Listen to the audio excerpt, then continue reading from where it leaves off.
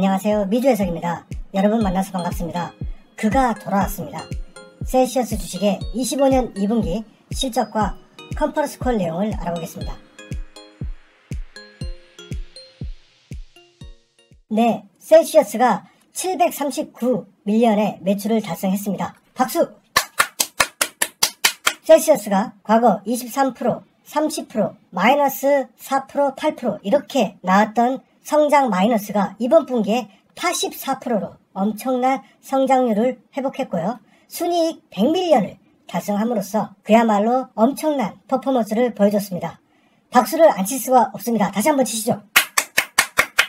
네, 감사합니다. 이번 북미 매출이 100% 성장하는 엄청난 모습 보여줬고요. 382밀리언 그리고 715밀리언 이번 분기 올타임 하이를 찍고 그야말로 찢어버렸습니다. 해외 매출도 21밀리언 23밀리언 됐던 것이 이번 분기에 25밀리언을 달성함으로써 해외 매출도 지속 성장하는 모습 보여줬다는 것이죠. 매출 세부 내역으로 보면 알라니누가 301밀리언을 달성했습니다. 24년도에 알라니누의 분기별 매출 실적은 약 120밀리언 정도였습니다. 자, 그런데 이번 분기에 300밀리언을 달성했다는 것은 가히 충격적인 매출 성장이었고요.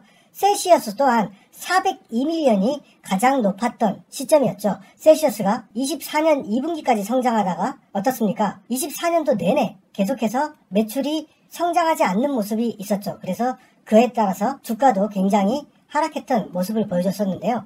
이번 분기에는 올타임 하이를 찍으면서 알라니누뿐만 아니고 셀시어스 또한 굉장히 좋은 모습을 보였다라고 말할 수 있습니다. 자, 알라니누는 24년도 매출이 약 595밀리언이었기 때문에 분기별로 따지면은 약 150밀리언 정도였죠. 자, 그러나 이번에는 거의 130%에 가까운 성장세를 보여줬다는 것이죠. 자산 같은 경우는 1.8빌리언에서 3.8빌리언 증가했고요. 엄청나게 자산이 증가했죠. 부채 또한 592에서 1.7빌리언 부채가 증가했습니다. 그래서 부채 비율은 47%에서 81%까지 올라갔다고 얘기할 수 있겠지만 여전히 부채 비율이 100% 이하기 때문에 여전히 건전하다라고 얘기할 수 있겠죠. 이번에 자산과 부채가 크게 증가한 이유는 어떻습니까? 알라니누와 합병을 위해서죠. 자, 그래서 전에 없던 이 장기 부채가 8억 6,200만 달러까지 증가하면서 현금을 확보했고요. 그리고 주식을 주면서 알라니누와 인수합병을 했다는 것이죠. 회사의 주식 보상 수준은 5.9밀리언, 5밀리언 그렇게 높은 수준은 아닌데요. 다른 여느 성장 회사와 비교해봤을 때는 주식 보상이 작은 수준이죠. PSR과 PER을 알아보면요. 주가가 이렇게 폭발적으로 올랐음에도 PSR은 7을 유지했다는 거예요.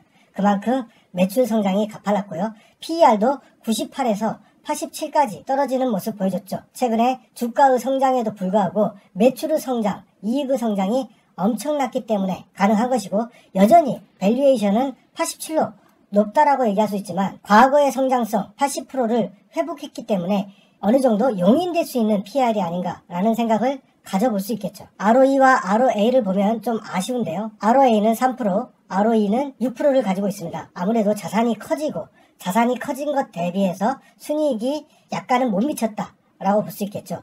과거에 약 20%대 이 정도의 효율성이 나와야 주가의 성장도 담보될 수 있을 것이다. 주식의 숫자는 23년 3분기에 분할을 했기 때문에 숫자가 크게 증가했고요. 최근에 인수합병을 했죠. 인수합병하면서 주식으로 합병했기 때문에 주식의 숫자는 크게 늘었습니다. EPS는 역대 가장 높은 커리어 하이를 기록했는데요. 0.9, 0.15에서 0.33까지 높아지는 좋은 모습 보여줬죠. 기간의 비중은 63%까지 빠졌는데 25년 1분기 알라니누 합병 즈음으로 해서 다시 80% 그리고 82%까지 올라간 모습 보여줬습니다. 내부자는 14%에서 13%, 11%까지 빠지는 모습 보여주고 있습니다. 이 숏 비중을 보면 숏들이 굉장히 눈치가 빠르다는 걸 알 수가 있는데요. 24년 4분기 16%까지 올랐던 숏이 인수합병 그리고 실적 발표 전까지 8%까지 빠지는 모습 보여주고 있죠.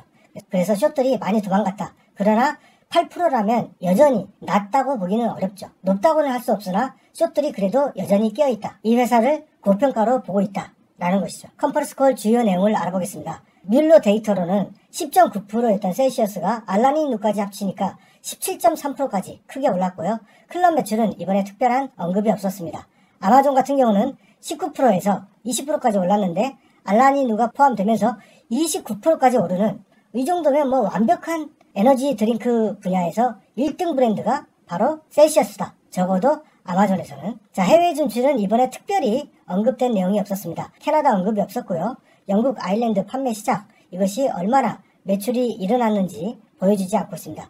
호주, 뉴질랜드, 프랑스 특별한 언급이 없었기 때문에 드릴 말씀이 없을 것 같습니다. 요즘 젊은 여성 세대는 커피, 설탕, 음료에서 제로 슈거 에너지로 음료 이동이 발생하고 있다. 과거 젊은이들은 커피를 많이 마시고 설탕 음료를 많이 마셨다면 지금의 젊은이들은 제로 슈거 에너지에 훨씬 더 반응을 한다는 것이죠. 또한 에너지 드링크 분야는 작년까지는 굉장히 안 좋았죠. 근데 이번 연도에는 15.2%까지 성장하는 아주 좋은 모습 보여주고 있다. 그래서 현재 이 섹터가 전체적으로 호황을 누리고 있다. 해외 매출은 2025년 꾸준히 성장할 예정이다. 계속해서 확장해 나가고 있다. 알라니누 인수에 900밀리언 부채를 일으켰고요. 400밀리언 현금을 활용했다. 그래서 2분기에 인식된 모습 보여주고 있죠. 롱텀 부채를 862밀리언 일으켰기 때문에 거의 롱텀 부채로 충당했다 라고 볼 수 있겠죠. 알라니누 129% 성장하는 모습 보여주면서 6.3%의 비중을 가지고 있습니다. 정말 찢어버리는 성장성을 보여줬고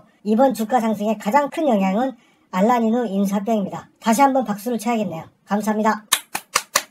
알라니누는 이번 분기에 월마트에 데뷔를 했고요. 앞으로 셀시어스가 가지고 있는 코스트코, BJ 이쪽으로 진출할 가능성도 염두에 둬야겠죠. 셀시어스와 알라니누는 젠 Z세대 그리고 여성들에게 큰 인기가 있음을 보여주고 있고요.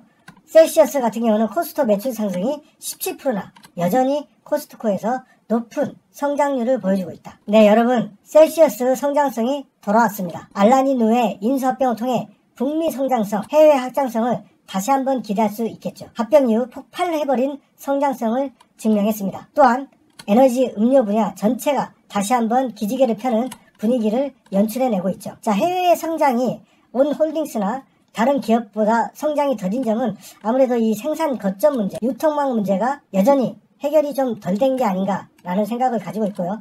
여전히 셀시어스는 북미 성장에 집중하고 있다. 또한 알라니누까지 합병했기 때문에 다시 한번 북미에 집중할 가능성이 높겠죠. 셀시어스 템버그로 가는 길, 미국에서 꾸준한 성장과 해외 매출의 폭발, 이것이 중요한 변수가 될 것입니다. 셀시어스가 25년 2월달부터 상승 한번 조정받고 다시 한번 상승하는 모습 보여줬고 이번 매출 발표 후 엄청나게 또 갭 상승을 띄우는 모습 보여줬습니다. 엄청난 갭을 보여줬는데요.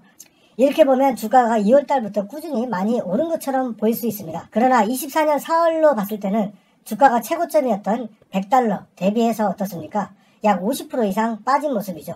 지금 현재 갭 상승했다 하더라도 과거의 영광을 되찾기 위해서는 많이 가야 됨을 볼 수가 있습니다. 네, 셀시어스 21년도부터 23년도까지 매출이 크게 성장했고 23년도 이후 24년도에는 약간 하락하는 모습을 보여줬기 때문에 주가 또한 24년도 내내 하락한 것이겠죠. 네, 셀시어스 제가 지금 투자 횟수로는 지금 5년이 돼가고 있습니다. 2020년도부터 투자를 진행했으니까요. 2021년도에 1000만원, 22년도에 2500만원, 23년도에 2600만원 정말 행복했었죠. 그러나 주가의 하락은 저도 피할 수가 없겠죠. 24년도에는 1900만원 손실을 봤고요.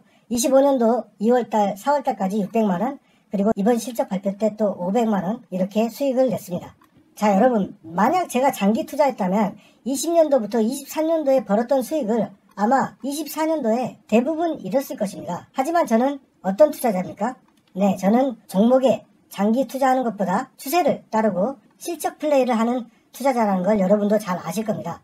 지속적으로 우상향하는 주식이라면 장기 투자가 유리하겠지만 이렇게 주가가 일시적으로 많이 빠질 수 있는 위험한 주식에 투자를 하고 있다면 오히려 추세 추정이 장기 투자 전략보다 더 돈을 잘 벌 수 있을 것이다. 주식이 안 좋아질 때 잃는 것을 최소화할 수 있다는 것이죠. 물론 아예 막을 수는 없을 것입니다. 지금 미국 주식 유튜버를 가득 메우고 있는 장기 투자자들 큰 돈을 버셨죠. 하지만 그만큼 장기 투자에서 그렇게 큰 돈을 벌 확률이 극히 낮기 때문에 유튜브에 나온다고 생각해본다면 추세 추정을 여러분들이 배우고 탑재를 한다면은 장기 투자보다는 많이 못 벌지만 평균 투자보다는 훨씬 더 높은 확률로 수익률을 얻어갈 수 있다는 것이죠. 네, 그래서 제가 이렇게 죽기 살기로 오늘도 내일도 주식 투자를 하는 것이고 추세 추정을 하는 것입니다. 네, 제가 준비한 영상은 여기까지고요. 시청해주신 구독자 그리고 멤버십 여러분 항상 감사합니다.